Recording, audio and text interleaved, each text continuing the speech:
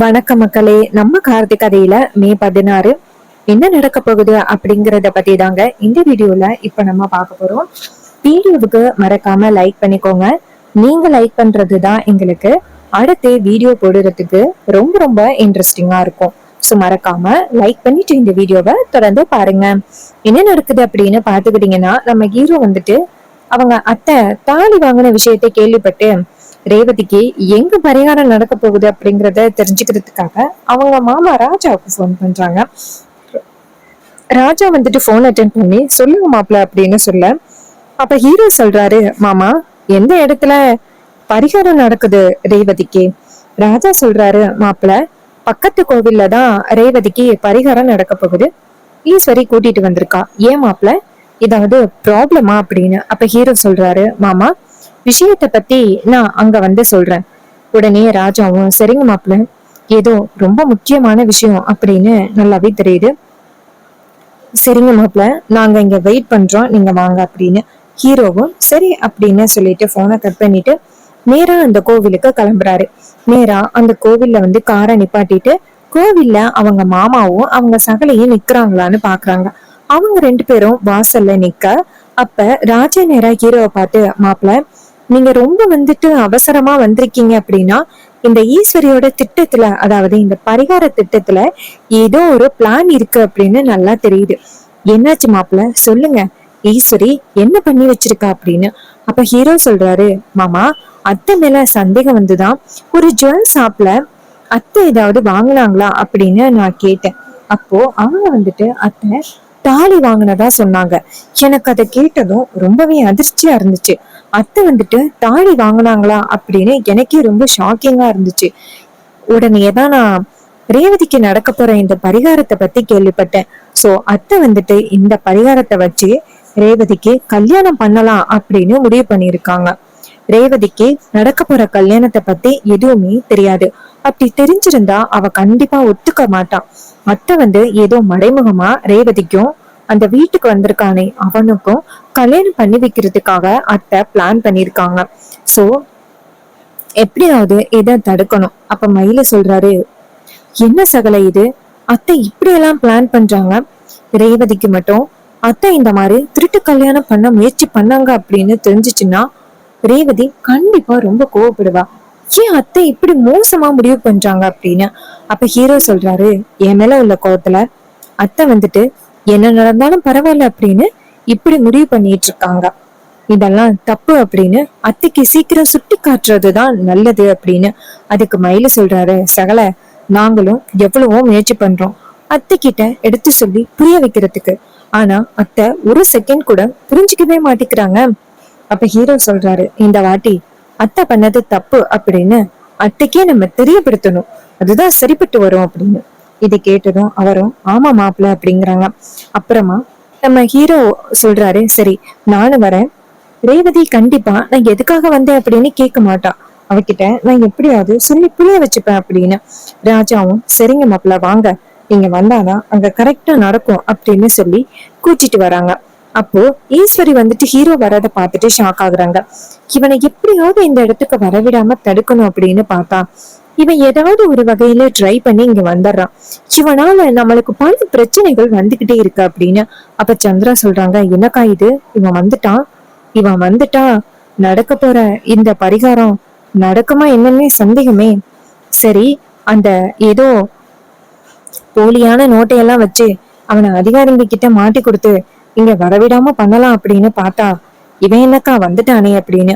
ஈஸ்வரி சொல்றாங்க, ஆமா சந்திரா, ஏதாவது ஒரு வகையில அவனை இங்க வரவிடாம தடுக்கலாம் அப்படின்னு பார்த்தேன். ஆனா நம்ம வச்சிருக்கிற ஆளு சரியில்லை. அவ சரியா அந்த பணத்தை வைக்காம ரேவதி கண்ணுல படுற மாதிரி அந்த பணத்தை வச்சுட்டா. அதனால ரேவதி அந்த டிரைவர் பையல காப்பாத்திட்டான். அவ மனசுக்குள்ள இன்னும் அந்த டிரைவர் பைய ஏதோ ஒரு மூலையில இருக்கான். அதான் அவளுக்கு தெரிஞ்சோ தெரியாமலோ இந்த டிரைவர் பையலுக்கு இன்னும் அவன் உதவி பண்ணிக்கிட்டு இருப்பான். இங்க பாருடி, கண்டிப்பா இந்த பரிகாரம் நடந்தே ஆகணும். இது தடைப்படவே கூடாது. அதுக்காக நம்ம என்ன லெவலுக்கு வேணாலும் போகணும். அவன் வந்தா என்ன, இந்த பரிகாரம் நடந்தே ஆகணும் அப்படின்னு சொல்ல, இதை கேட்டதும் சந்திராவும் ஆமாக்கா நீ சொல்றது சரிதான் அப்படின்னு. அப்போ ஹீரோ அந்த இடத்துக்கு வந்துட்டு நிக்க ரேவதி ஹீரோவை பார்த்ததும், சார் நீங்க என்ன சரிங்க? அப்ப ஹீரோ சொல்றாரு, இது மாதிரி இந்த கோவில்ல ஒரு சிறப்பு அன்னதான ஏற்பாடு பண்ணியிருந்தேன். சோ எதாச்சியா நான் இந்த கோவில் பக்கம் வந்தேன். அப்பதான் உங்களை பார்த்தேன். இந்த கோவில்ல தான் உங்களுக்கு பரிகாரம் நடக்குதா? உங்க அப்பா இப்பதான் என்ன பார்த்து விஷயத்த சொன்னாரு. அப்ப ரேவதி சொல்றாங்க, ஆமா சார், இங்கதான் சார் எனக்கு வந்துட்டு பரிகாரம் நடக்க போகுது. சரிங்க சார், சரி பரிகாரத்துக்கு வந்துட்டீங்க, அப்படியே இருந்து பாத்துட்டு போங்க அப்படின்னு. அப்ப ஹீரோ சொல்றாரு, சரி சரி நீங்க சொல்லிட்டீங்க, நான் எங்க போக போறேன் அப்படின்னு. அப்ப ஈஸ்வரி சொல்றாங்க, ரேவதி உங்க சாருக்கு நிறைய வேலை இருக்கு. சோ இந்த மாதிரி எல்லாம் அவர் வந்துட்டு இங்க இருக்க வைக்க கூடாது, அவர் கிளம்பட்டும். அப்ப ஹீரோ சொல்றாரு, பரவாயில்ல மேடம், எனக்கு அங்க பெரிய வேலையெல்லாம் இல்ல அப்படின்னு. ஈஸ்வரி செம்ம கோவப்படுறாங்க. அப்ப ஹீரோ என்ன பண்றாருன்னா அவங்க அத்தைய பார்த்து முறைக்கிறாரு.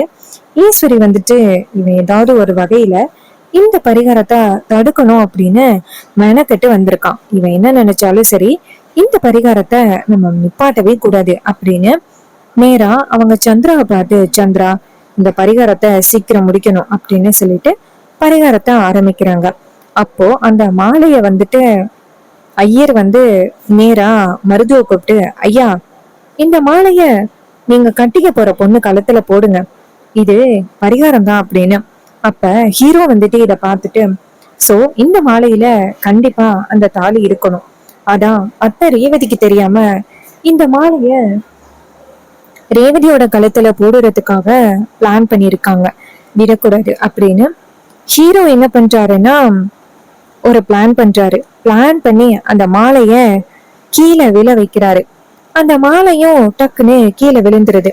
மாலை கீழே விழுந்ததோட எல்லாருமே ஷாக் ஆகுறாங்க. அப்போ அந்த மாலையில இருக்கிற மஞ்சள் கலர் தாலி வந்துட்டு விலகி இருக்கு.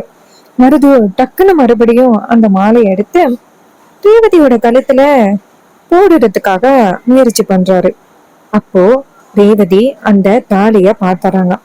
பார்த்ததும் ரேவதிக்கு ரொம்பவே ஷாக் ஆயிட்டு, என்ன இது தாலி மாதிரி இருக்கு அப்படின்னு ரேவதி டக்குன்னு அந்த மாலைய வாங்கி அப்படியே பாக்குறாங்க. பார்த்தா உள்ளுக்குள்ள தாலி இருக்கிறத ரேவதி பாத்துறாங்க. ரேவதிக்கு செம்ம ஷாக்கிங்கா இருக்கு, கோவமும் வருது. சின்ன இது இங்க மாலை இருக்கு அப்படின்ட்டு நேரா அந்த மருதுவை பார்த்து, இங்க பாருங்க, நீங்க தான் இந்த மாலைக்குள்ள தாலி வச்சீங்களா? இந்த மாலைக்குள்ள தாலி எப்படி வந்துச்சு அப்படின்னு கேக்குறாங்க. அப்போ மருது வந்துட்டு நேரா ஈஸ்வரிய பாக்குறாங்க. பார்த்துட்டு பயந்து நிக்கிறாங்க. அப்ப ஈஸ்வரி சொல்றாங்க, ரேவதி என்ன பேசுற, அவரை இந்த மாலைய போட விடு அப்படின்னு. ரேவதி சொல்றாங்க, அம்மா இருங்கம்மா அப்படின்ட்டு அந்த மாலையை எடுத்து அந்த மாலைக்குள்ள இருக்கிற தாலிய வெளியில எடுக்கிறாங்க. வெளியில எடுத்து காமிக்கிறாங்க. பார்த்ததும் செம்ம ஷாக் ஆகுறாங்க நம்ம ஈஸ்வரி. வீட்டுல உள்ள எல்லாருமே ஷாக் ஆகுறாங்க. ராஜா நிறைய ஈஸ்வரிய பார்த்து, ஈஸ்வரி என்ன இது, மாலைக்குள்ள தாலி இருக்கு, மாலைக்குள்ள யாரு தாலி வச்சிருப்பா? ஈஸ்வரி சொல்றாங்க, எனக்கு தெரியாது அப்படின்னு. அப்ப ரேவதி நேரா மருதுவை பார்த்து, அப்ப நீங்க தான் இந்த மாலைக்குள்ள தாலி வச்சீங்களா அப்படின்னு கேக்குறாங்க. இது கேட்டதும் மருதுக்கு என்ன சொல்றன்னே தெரியல. மருது வந்து நேரா ஈஸ்வரிய பார்த்து, மேடம் நீங்க தான் வச்சேன் அப்படின்னு சொல்லுங்க மேடம், ரேவதி என்ன தப்பா நினைக்க போறா அப்படின்னு. இது கேட்டதும் ஈஸ்வரிக்கு செம்ம ஷாக் ஆகுது. ரேவதி நேரா அவங்க அம்மாவை பார்த்து, அம்மா நீங்க தான் வந்து இந்த மாலைக்குள்ள தாலி வச்சீங்களாமா, ஏம்மா நீங்க இப்படி ஒரு காரியத்தை பண்ணீங்க, உங்க மேல நான் எவ்வளவு நம்பிக்கையோட இருந்தேன், நீங்க எனக்கு இவ்வளவு பெரிய துரோகத்தை பண்றீங்க, பெத்த பொண்ணுக்கே தெரியாம இந்த கல்யாணத்தை நடத்தி முடிக்கணும் அப்படின்னு நீங்க நினைக்கிறீங்களா? எப்படிமா எனக்கே தெரியாம இந்த கல்யாணத்தை திருட்டுத்தனமா நடத்தி என்ன இவர் கூட வாழ வைக்கலாம் அப்படின்னு நினைக்கிறீங்களா? அது எப்படிமா நான் ஒத்துப்பேன்? இவரு எனக்கு திருட்டுத்தனமா மாலை போட்டு இந்த கல்யாணத்தை பண்ணா நான் அவர் கூட சேர்ந்து சந்தோஷமா வாழுவேன் அப்படின்னு நினைச்சிட்டு இருக்கேன். நடந்ததே ஒரு கேடித்தனம். அதிகாரிங்க கிட்ட சொல்லி இவனை அதிகாரிங்க கிட்ட பிரிச்சு கொடுக்கறது கூட நான் பயப்பட மாட்டேன்.